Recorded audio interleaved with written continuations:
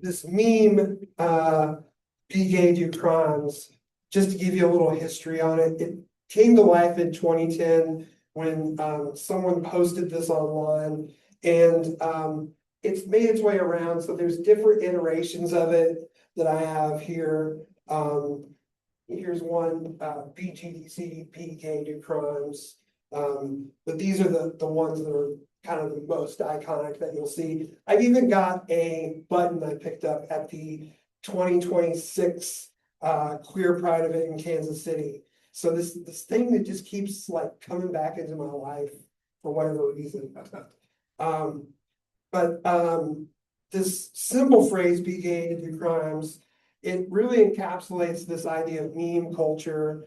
And I want to bring this up because there's a lot of talk in the social movements literature about whether or not live streaming, online political protest can be a source of transformation. And I would argue that, yeah, it can be, right? If genes are the building blocks of our human experience, right? Memes are the building blocks of our culture. And this really can be iconic, deliberately excessive idea. It looks like a joke, but sociologically, it's doing a lot of heavy lifting, right? It's, it's in one instance, it's a call to action. In another instance, what it's reminding us of is that to be queer itself has been always treated as criminal, always been something deviant. Just existing as a queer person has been something that's been heavily policed or suspect. And the meme is really, it's reclaiming that deviant identity, not unlike what we see in subcultures, which is another area that I've talked a lot about. Others will point out it exemplifies labeling theory from sociology, which is kind of one of our claims to fame, if we have any. But as individuals who are police regulated and disciplined, often through the law, this meme is as much historical as it is contemporary, calling on us to reclaim that very act of intimacy itself, not by really doing much other than living. And I see a lot of this within the younger queers who are coming up, right? Who think of who they are and really expressing themselves in some interesting ways. And I'm going to come back to this. This is the lecture. I'm going to kind of try to give you guys some hopium, as the kids say. But this idea also permeates queer scholarship from James Baldwin to Stephen O'Murray. All of these great queer artists talking about how just to live sometimes as a daily struggle.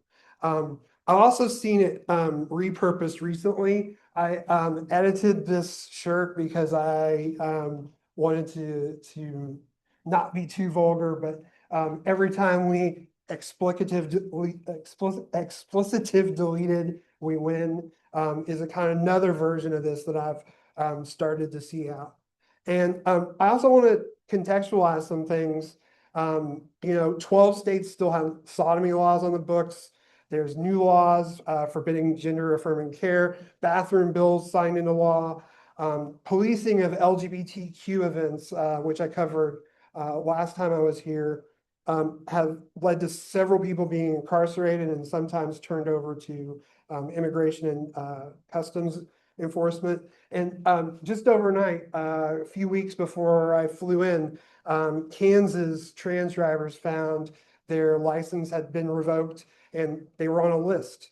So this idea that our existence is what I want to say, something that's political. It's real, right? It's easy to, I think, overlook that and think of those problems as somewhere over there, but they're here, right? And once we accept that narrative, that we live in a society where difference is criminalized, where pleasure, creativity are literal political moves we can begin to really kind of unpack like where we should go. And that's kind of, again, what I'm trying to do here with this talk is give us some guiding lights, as it were. So this talk really brings together several aspects of my work. It's about what is the role of art in social movements? And it's a question which has captivated queer scholars. But before I'm criticized for putting too much faith in art as a vehicle for political change, I want to note early AIDS activists in ACT UP and Herbert Marcuse, the famous philosopher, all noted that art alone wasn't enough for social change, right? That it could preserve the movement, but and keep it going, but it had its limits. And so this is from ACT UP. If you're not familiar, Grand Fury is one of the kind of subgroups within ACT UP, and they're kind of calling to action. If you look at their work, they kind of bounce back and forth between this creative, consciousness raising awareness type stuff and direct calls to action. So my framework that is really guiding this talk is the Frankfurt School, particularly Max Horkheimer and Theodore Adorno, who wrote on the culture industry, but they're really interested in how culture and social movements can be co-opted, right? And kind of sucked into the system and politically neutralized, deemed or dubbed non-threatening. For Adorno and Horkheimer, culture under capitalism becomes reconfigured and orients us towards accepting the world as it is, not as it could be. It smooths out all these rough edges that makes culture threatening to the status quo. Marcuse also held that artistic aesthetics alone were not enough, and he was criticized for being to be an anti-war activist, right? Because he was warning then in the 1960s what could happen to the left if it didn't continue to kind of progress.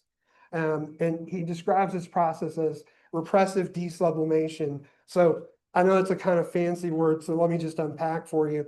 I might use this in a class, as it were, but if you hold a rally and have a protest, but have to apply for a parade permit, is that really a movement? Is it really activism? And Marcuse didn't offer really any clear-cut explanations, as philosophy tends to do. But he did beg the question, right? How revolutionary are we being here at this particular moment? For the Frankfurt School, groups are brought in to heal in order to reproduce the pre-existing social order. And this in turn upends their revolutionary potential. The second area that I draw on is queer studies. In sociology, particularly, obviously Murray, but his contemporaries, Kinsey, Humphreys, Peter Nardi, and many others who insisted that, hey, we need to study queer life because it does not reflect the sociological literature, and we have this whole way of interacting with the world that most people don't know about. And you'll see this in Murray's work on queer insults, this idea of the importance of culture. So he's got a lot of writings in the archive between his colleagues, and they had a way of talking to each other, which was really quite refreshing for me. It was playful, coded, but it was campy and it was fierce. If you want an example of what I'm talking about, go to any drag show, tell them it's your first time, and they will introduce you to what queer insulting looks like. This kind of banter, it's part of our culture. It's saturated with sexual references, but it's not about sex, right? It functions as cultural intimacy, as a shared way of signaling that we belong. In the Murray archives, there's this great collection of gay BCs, right? Instead of ABCs, gay BCs. It even taught me some things. This kind of banter is lost on many of the people who are just coming of age within queer rights because of how public space has been kind of separated from queer culture through things like RuPaul's Drag Race and other forms of kind of mass entertainment. And I argue here that this is sometimes where I worry that something's been lost as we've developed as a movement. Community becomes flattened into visibility and consumption rather than sustained cultural worlds or experiences that we all participate in. I'll hold off on the critique of that because there are some critiques, but I think they're unfounded. I also draw on queer or critical and queer criminology, which really suggests that, hey, queer people, they've long occupied this marginalized relationship to the law, marginalized kind of position. We've been harassed by police. We've had criminal codes passed, institutional surveillance, et cetera. And then second, they show that when individuals and communities are denied access to traditional social institutions, they form their own. And they don't look like how most people understand, say, the family, right? For some people, family is chosen, right? It's not something we're necessarily bound to by blood. And it's in order to meet their needs as physical, emotional, and social beings. And this, you could even make connections to strain theory within criminology about how we form these alternative social worlds or alternative pipeways to achieve what we need. And thirdly, decades of sociological research show that deviance is produced through labeling and moral panics, which is a huge component of this. So there is a kind of cultural component within this. If you need an example of a moral panic, look at the DARE program, which research has found was actually, it actually did the opposite of what it was supposed to, right? Which again, it's always the youth who kind of know what's up, right? And so the gay rights movement, it draws on this similar dynamic, this shared marginalization, this stigma, and says, hey, queer people broadly, they can produce this heightened sense of collective identity, one that fuels its resistance, mobilizes resources, and is very creative.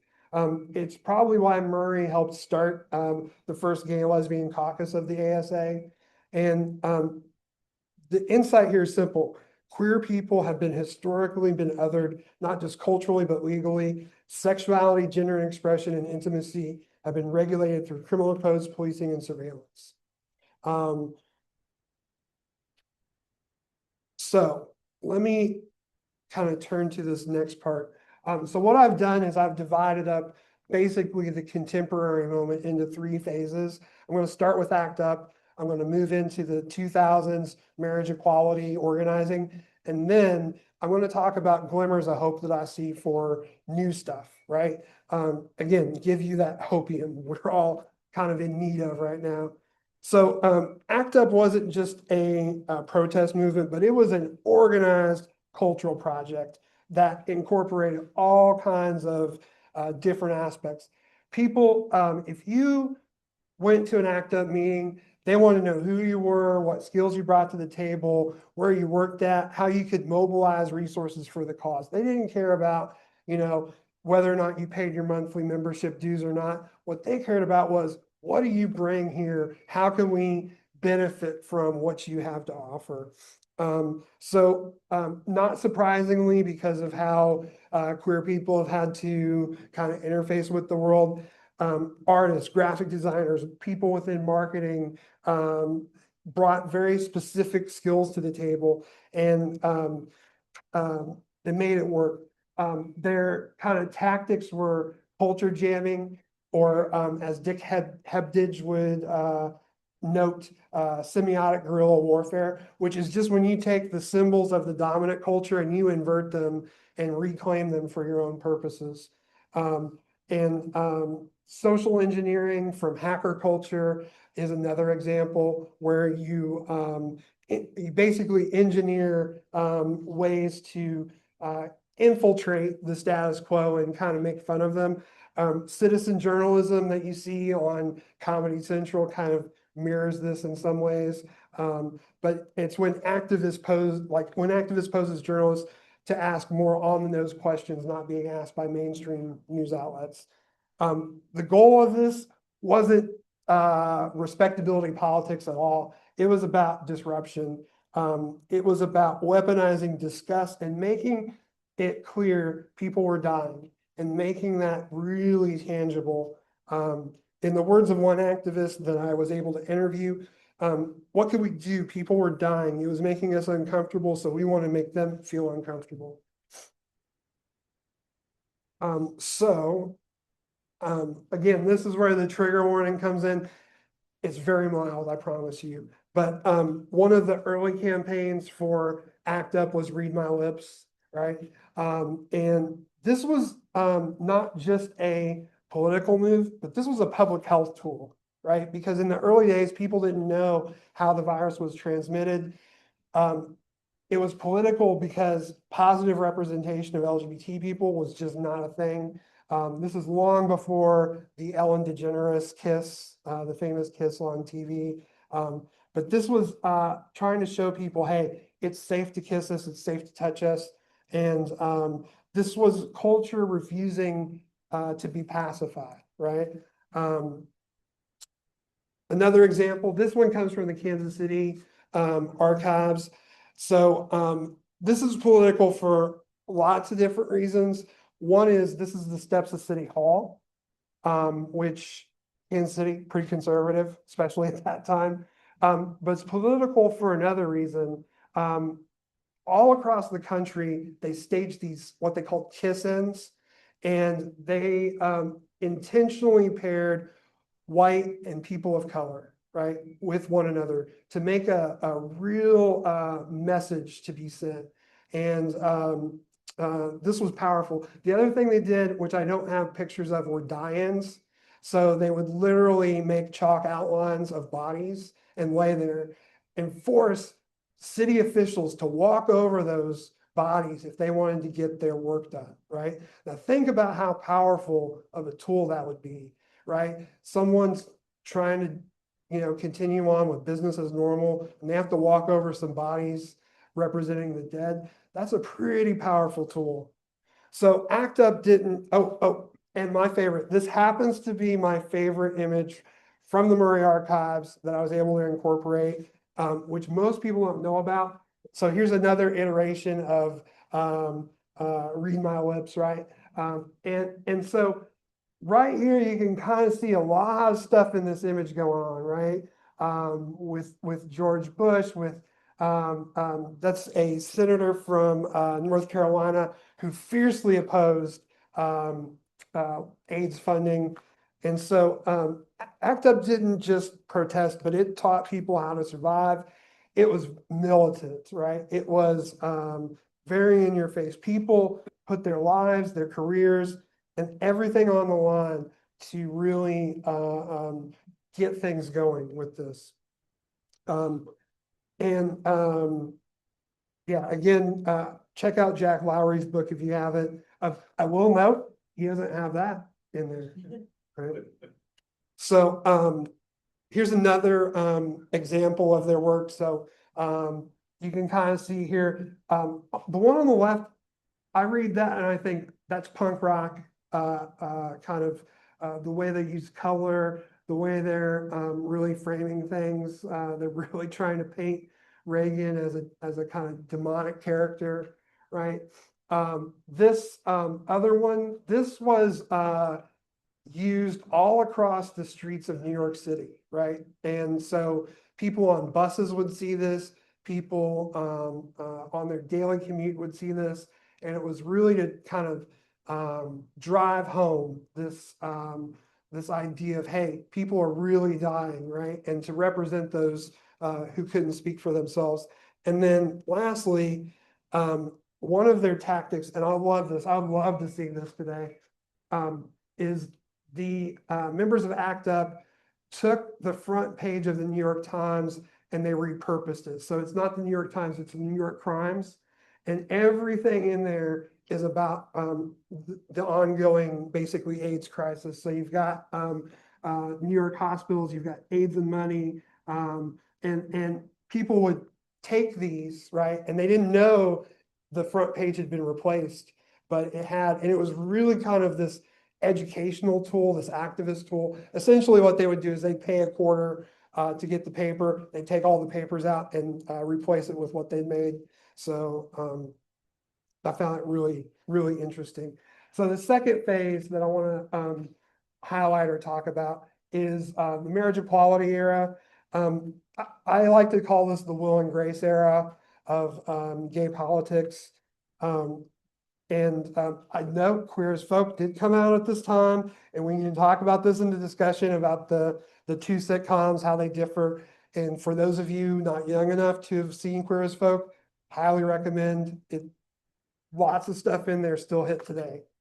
But nevertheless, respectability politics became the centralizing focus. And essentially market inclusion was the metric. By the way, this idea about gay tourism and the gay dollar, that was completely invented by someone, a marketing executive in the late 90s, early 2000s, as a way to advocate for why LGBT people were so important to our social system, right? But what you see is queer art and protest, it becomes legible, it becomes respectable. All of the criminality, all of the deviance, all of the in your face gets washed away. And what we get is visibility without disruption, or what folks refer to as rainbow capitalism, or pink washing is another term for this. And this isn't to say marriage equality or inclusion in the military, which was another hot button issue around this time, didn't matter. Of course it did. But it didn't resolve everything. And I'd argue that COVID-19 really exacerbated some of these inequities within the larger LGBT framework. Sex also became more stigmatized, right? During this era, you start to see people talk about, hey, maybe pride should be made more respectable. Maybe we should, put the Leathermen and the sex workers off to the side and focus on this really kind of family-friendly emphasis. And that's still an ongoing issue today. I'll talk about that at the end. And today, okay, so here's another campaign. Maybe some of you are more familiar with this, the No Hate campaign. And it really doesn't say much of anything, right? In terms of like what it's trying to do. If you look at the ads that ACT UP did, and it really kind of centers beauty, youth, whiteness, and it operates more like this nonprofit corporate ad campaign than it does a kind of grassroots movement trying to achieve social change. And it's not really done in the face of opposition. It's more of a kind of celebratory self-promotion. And you also see celebrities and politicians start to participate in this around the country, as essentially it was a photo booth kind of op that went around to different cities, in case you're not familiar. Other examples, right? The Love Wins campaign, which arguably was a really powerful tool for advancing that agenda item. And then, of course, you start to see Bud Light. I would note, I had an opportunity in 2017. I went to 7 cities in 5 countries. And it was like a pride tour. Admittedly, it was a lot of fun. All right, I had a ball, but they all look the same, right? And with few exceptions. And the reason they look the same is because the branding was all the same, right? It was very homogenous. So, I'd be in London and Target would have a float there, right? Or even the Tesco, which is like a convenience store over there, it looked very much like the corporate pride floats that we have here in the States. I would note, Lisa Dungan during this era coined the term homonormativity, right? So most people know heteronormativity. That's what it's like to live in a society where heterosexuality is privileged. Homonormativity is the replacing of queerness with monogamy, domesticity, consumption of consumption, middle class values, and respectability politics. So this is kind of, make of it what you will. But here's the third aspect to this. So I want to argue that I think I start to see glimmers of a return to this kind of radical queer politic that is not a return to the past necessarily, but definitely the young queers who are organizing are trying to disrupt something, right? And at the center of this new movement is inclusion and recognition of intersectional issues. My slides are out of order, so I apologize, but I want to highlight some things that are happening within the scholarship.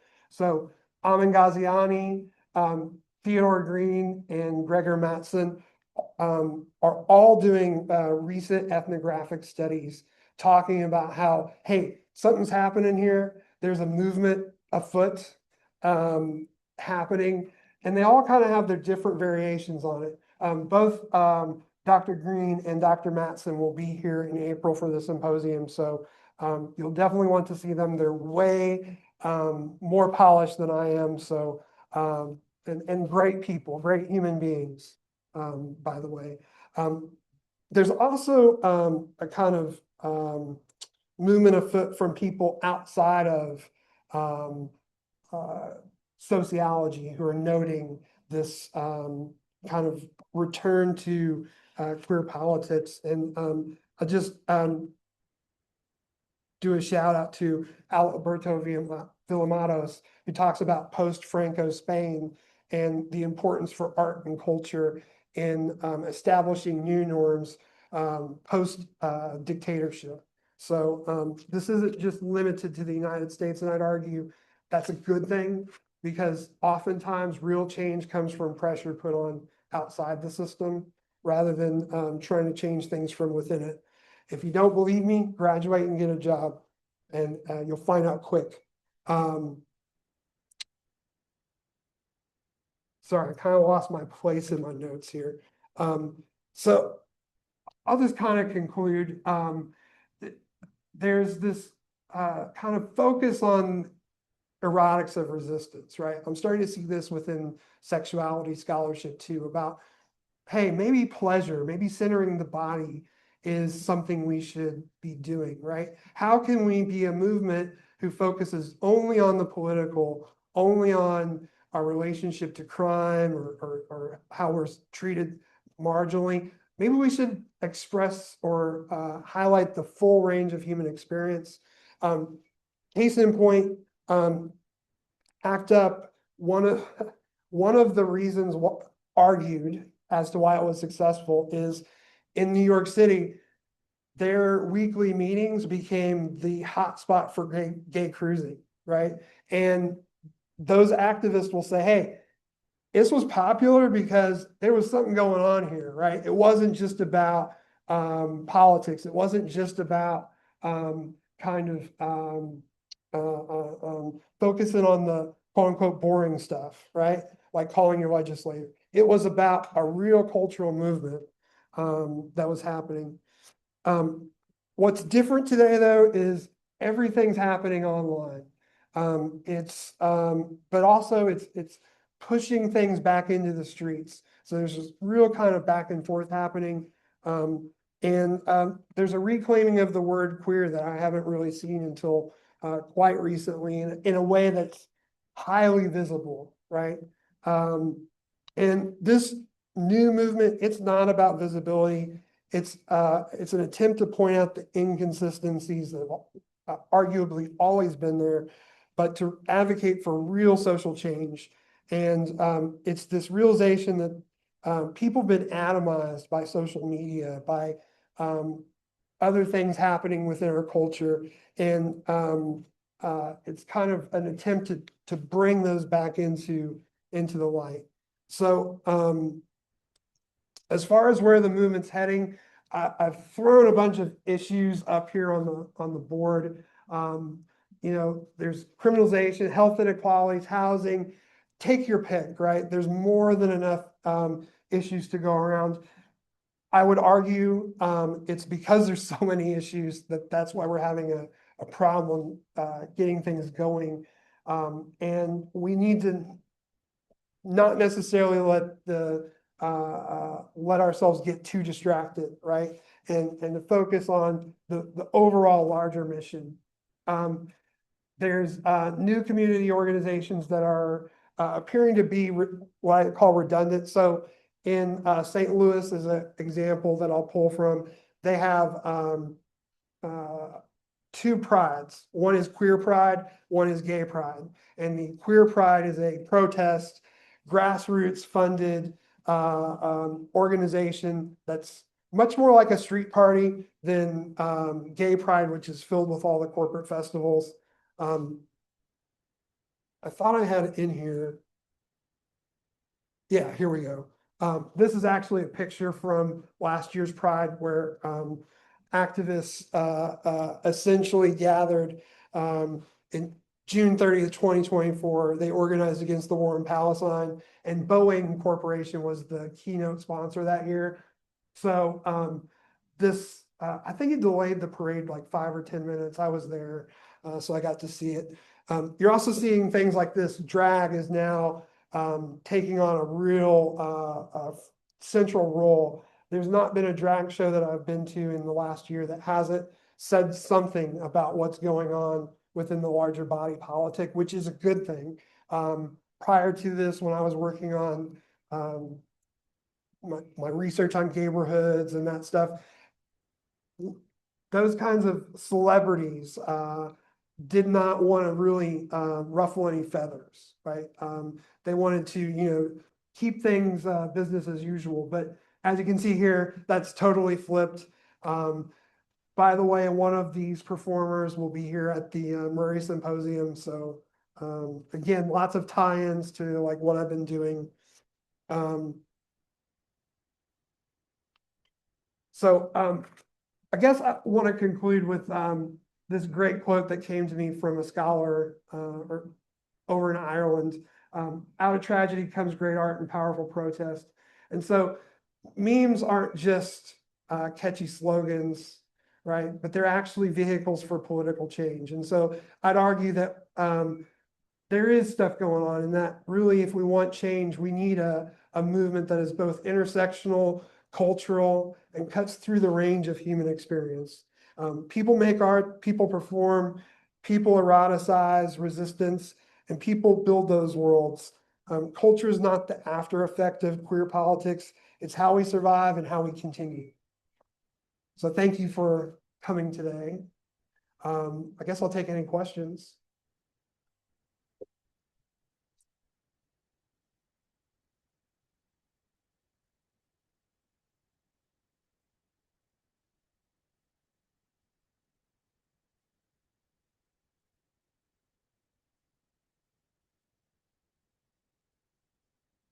I have a question. Yeah, bring it on. So I'm it's a little bit, it's kind of related, a little bit around the side of this. Thinking also about with rainbow capitalism, also just the institutionalization of gay studies, like within the academy, and how much that is also, do you see that as kind of consistent with the rainbow capitalism, or do you see it as kind of challenging that? So here's something interesting. So last time I was here, they took me out to dinner after my presentation, and I finally got a chance to ask the committee who chose me for this honor, one that I never thought in my entire career I would have. And they said, "You're different. You're not doing the same stuff that everybody else is doing." And I was like, all right, things finally paid off. Yes. But I think you are right. I think, I was talking to someone in this room about, the American Sociological Society and, how there's this kind of groupthink that has kept me kind of away from, the people studying sexuality, with few exceptions. The people who I showed up here are all people coming who are, they don't do that, right? But I can't keep my mouth shut, so I stay away. Yeah, it would be great to be doing this kind of work in a way that's really kind of celebrated. But you're right, it's marginalized. And when you try to do something real different from what other scholars are doing, you get kind of vilified.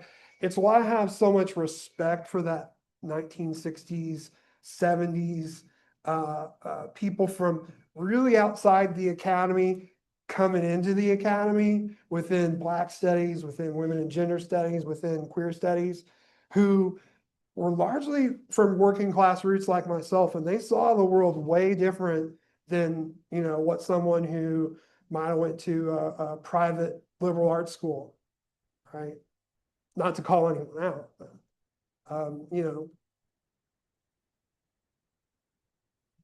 yeah, So happy to have I'm happy to be here. you. Yeah. Tee us up for April. We expect. What's up? Tee us up for April. Oh. Your next presentation. Okay, two distinctly different sessions. It's an all-day affair. The first session is really more organized around neighborhoods and kind of the queer lived experience. There is a great paper on specifically on gay friendships and Stephen O'Murray's gay friendships with his colleagues by one of the other Murray scholars. And so that's its own session. There'll be 4 presenters with a coffee break in between. And then later in the day, we'll have this kind of second session, which is really focused on queer futurisms and the other side of queer theory. So queer theory really has 2 branches to it. It's got the queer lived experience as an object of study, but then it's got this theorizing that draws on elements of art, literature.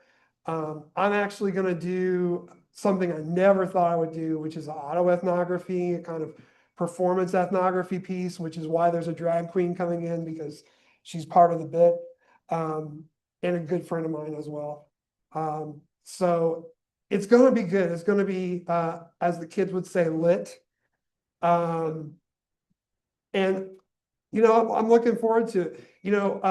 I told people if they ever put me in charge of organizing a conference, I'd either have a DJ or a drag queen. So I didn't think it would happen, but I got my wish, right? I tried to get the DJ, but that fell through. But I wanted to be something that people talk about outside of here. As in 2026, there was this weird guy from Missouri who brought a drag queen into an academic conference, and it was wild, right? I think she had a question, and then we'll go back to you. Kind of enter into this online world, and I don't think anything got out of it, right? So we're all in these online spaces doing stuff online. So we all want spaces that we're sharing messages on, sharing news on, kind of putting under some really scary corporate control, right? And surveillance. And I think all this is also layered, like the rise of AI. So I guess my question is kind of, are you seeing any hope? Do you have any hope for, I don't know necessarily, not necessarily like post-digital queer culture and organizing, or something outside of that space or adjacent to that space, or outside of all of that corporate billionaire control and surveillance? There's a huge backlash that I'm seeing. Whether or not it takes off, I don't know. So I'm seeing a lot of people with dumb phones So like flip phones are now real popular. And it's because people know if they have a smartphone, they're gonna be tracked, they're gonna be followed. There's actually a sociologist in Germany who developed an app that scans for Meta Ray-Ban surveillance tools. Which I gotta reach out to them because wow, they're sociologists. They're doing cool stuff. Not that others don't, but yeah. I, I've deleted Facebook. I'm a huge advocate for getting off of these platforms before it's too late, because we know they're amassing this massive database of information. Obviously other countries, like Australia has some of the most consumer-friendly laws enacted to protect user privacy. So much so that Facebook even has to have like a special delegate, right, in their company to kind of mediate all this. So we could have something like that, right? But our people in political office choose to ignore the will of the people. So, but hopefully, some stuff can happen. There was some culture jamming that was happening. So, for instance, I believe it was New York City. There's a group of people that essentially gathered in the same place to disrupt Google's GPS system, right? I think innovative tactics like that could be potential solutions. I'm seeing more and more queer folk advocate for deleting queer dating apps, which are largely those are being funneled into AI. Those are being turned over to companies like Palantir as part of a surveillance apparatus. So I see glimmers of hope, but will they come fast enough? I don't know. And also, will they spread, right? Yeah, there's people like these queens who are doing their part, right? But like we could push further, right?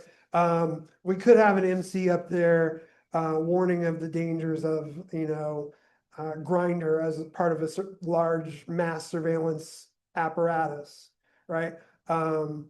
Or, for that matter, queer people are creative enough themselves. Why don't we develop our own? You know? Me personally, one of the barriers that I see is because this new movement's kind of tech friendly, there's a lot of use of hashtags, and you kind of have to be in the right circles to get the info, at least online. And if you're not online, you're kind of missing out. So I personally, and this is going to really make me seem like a boomer, I'd love to see mailing lists come back, right? As like a tool, because if it hits my email inbox, I'm gonna see it. And go, okay, I'm gonna put this on my calendar and I'm gonna show up to this. Too often I hear about the party or the protest after it's happened. And because I'm a new resident where I live, it's kind of disheartening in some ways. Like forget all of it, go way back. I like that. I like that idea. Thank you so much for your talk. And if you want my opinion about one of the reasons why they should have gotten you for this honor, it's that you're such a real person, and there's a lot of public lectures on campus where, there seems to be a mask or a lot of distance, and I really appreciate it. So, but I have a question, and I don't know how clear it is or how pointed it is, but it's about what in your opinion is the most important goal for the political movement that you're talking. And it strikes me that the title of your talk, the title means "The Gay Do Crimes," kind of perfectly captures the problem. Because if the political movement is aiming first and foremost for social change, and through ultimately political change, you know, sort of aiming for social change, yeah, through political change, then it seems like the primary purpose of the movement would be to assimilate into accepted public, you know, modern culture, be accepted and included and become, and that would mean become respectable by changing what's understood to be respectable in public culture. But it strikes me on the other side of this, the that's be gay. Do crime means, it seems to me like the movement is more as disruptive and on the outside and trying to create a space and acknowledge a movement that doesn't want to be respectable, doesn't want to be mainstream, and doesn't want to be politically accepted. And it strikes me that, I mean, that's one of the things I find so fascinating about this topic you're talking about. But isn't there a sense in which, I don't know, where do you stand on that? It seems like you want both, but and now, so maybe to make it point, and I'm not speaking for you, but don't you want it to be disruptive? You don't want to enter. You don't. In the end, you don't want a political movement that results in a respectable, mainstream, middle class acceptance.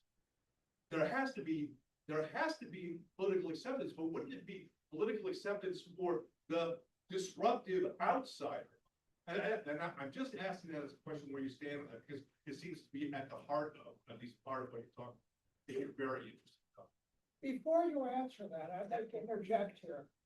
I graduated from state in '65, and I've seen it all. I've been through all of it. And believe me, we were, when you say about crime, we were criminals. So, you know, it was nice when we were no longer criminals. It was really nice. And it really helped us in living in a community. In my case, my late partner and I had a son, and we raised him in Indian Hills in Okemos, a subdivision. And you know what? Almost none of us, two neighbors gave us trouble, and they were fundamentalist Christians. I mean, where else would it come from, you know? But all that, even our work lives and everything. So, you know, to be accepted doesn't mean you're criminals. And so I would argue that after seeing everything over the years, I mean, so many things were situational, like we had the Vietnam War, but you guys don't know that. But the Vietnam War caused a great deal of anger. That brought the sexual revolution and gay liberation, all part of that. Act up. Our friends were dying everywhere. We had nothing to lose. And that was the only way to gain attention. And you know, they paid a price, people were arrested and all that. But on the whole, I mean, what if they start firebombing and all this stuff? But then it got assistance and financing and the federal government going and doing this. So I don't know. I mean, I think that to me, after being here all these years, I mean, we may have to go back to it, depending on, I'm seeing what's happening politically, but that won't just be gay people. That'd be anybody who wasn't in the 50-something that did what they did twice. And so, I mean, I just wanted to include that because you've got to look at the whole perspective. All right, so first off, you can thank my late advisor, Dr. David R. Dickens, for making me a real person and showing me how to do this thing as a real human being. In one of my books, I call them the last real mensch.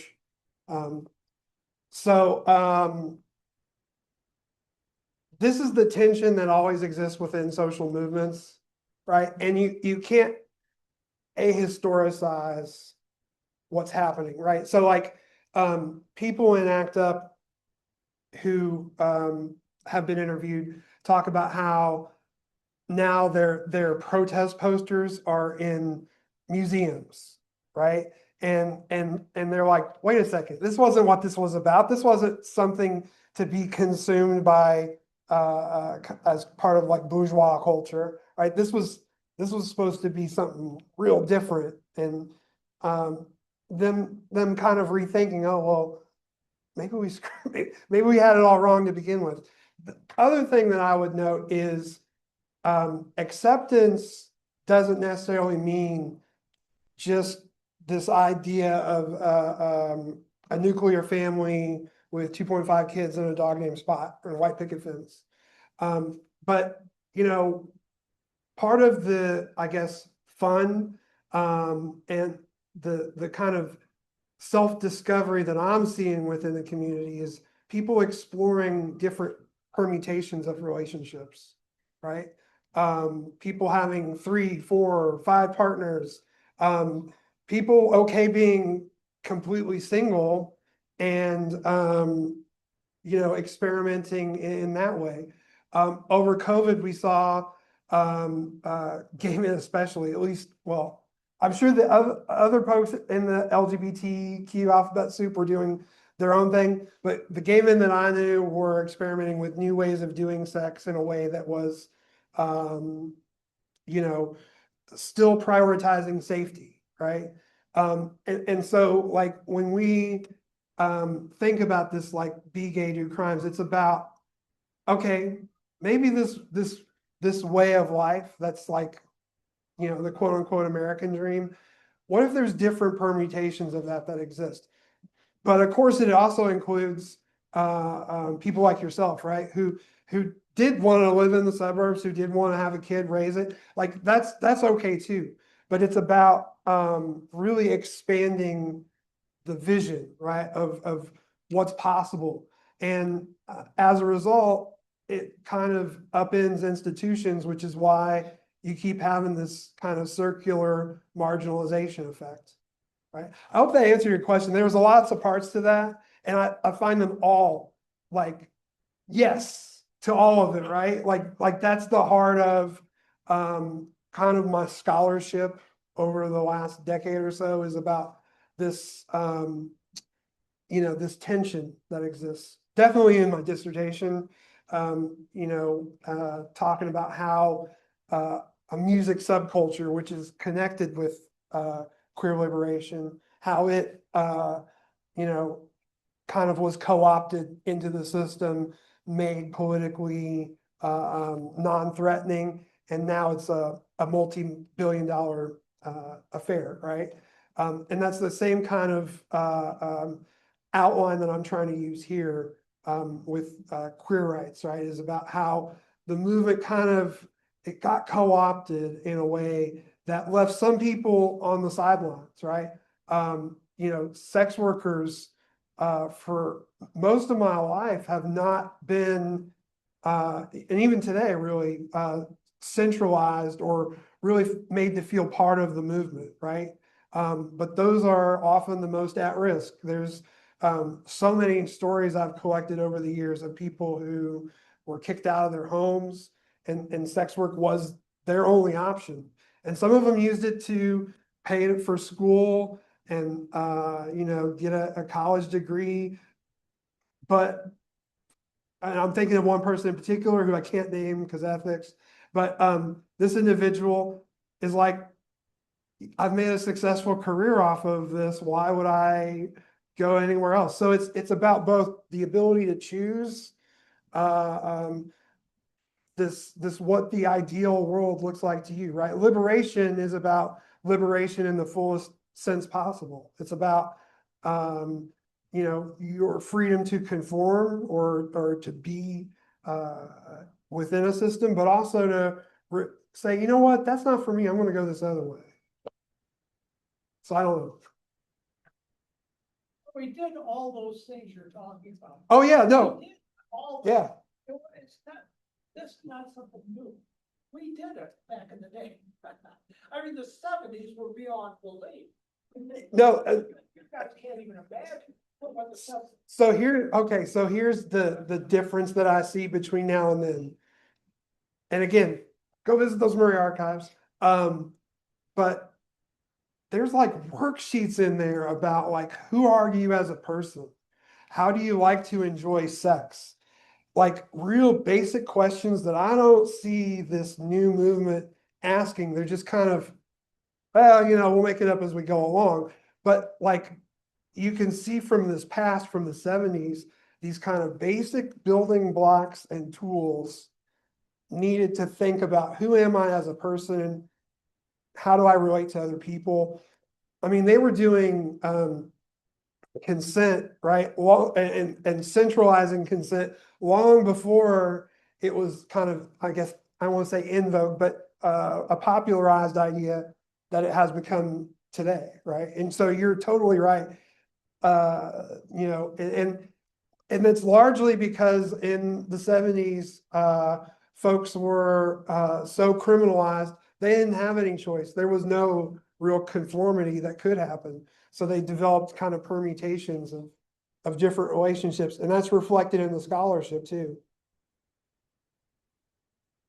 Did that answer, that hit both of you? Oh, yeah. Yeah, I mean, I think we are where we are right now. What we're facing right now is from the political situation. We've come a long way and we're doing fairly well. I mean, people were living their lives. And now it's been turned against us again. So I can see us, you know, we're regressing instead of continuing to progress.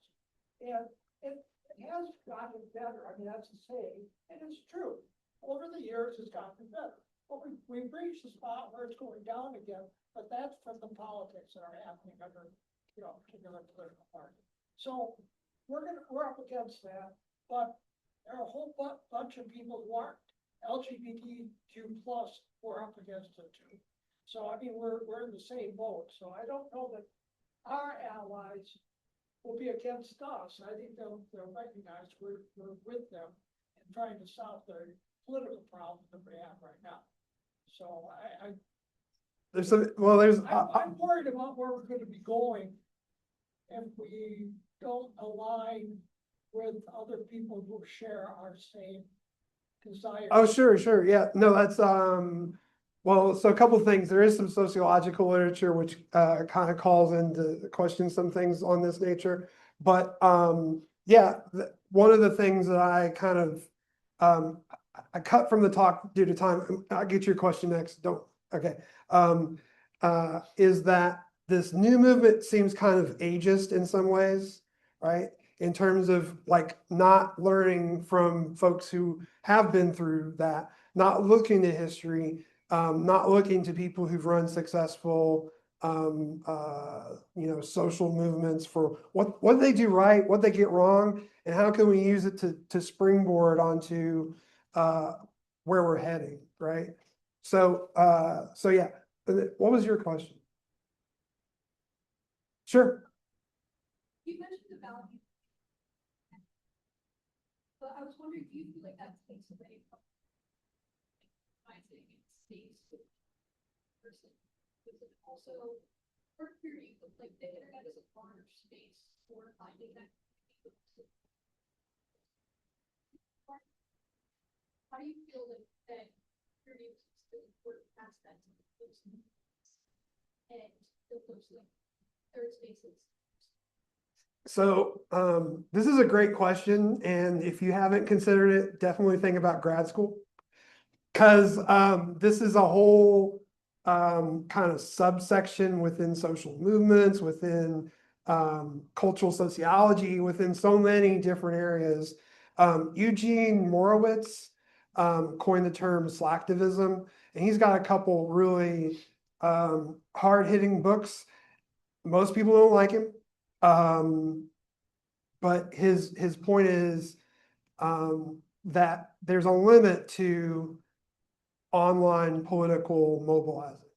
And you're totally right. The discourse effect that you see where people pile on Twitter or get into these arguments where they see the worst in others, right? Often doesn't lead to any action at all, right?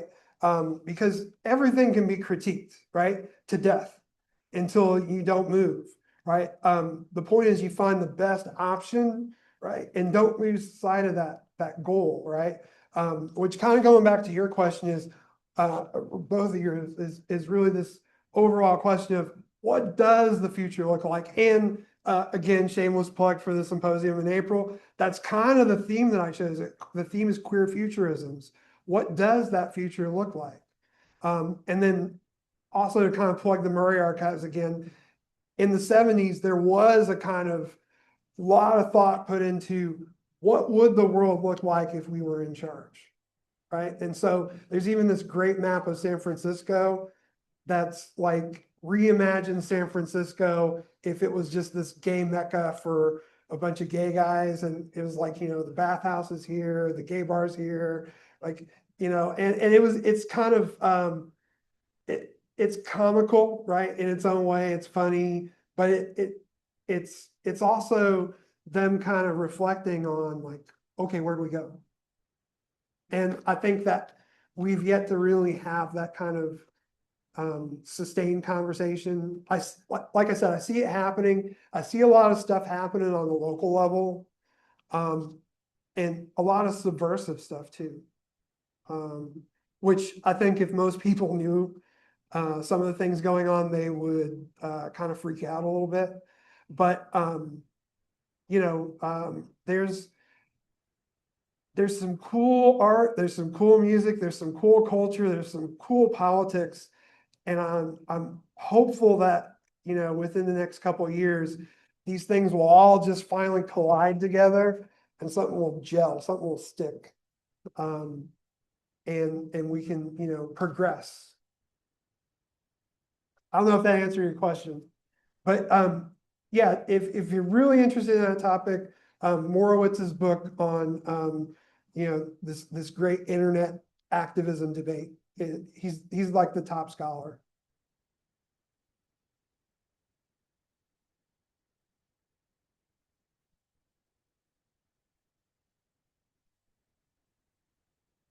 Well, last call.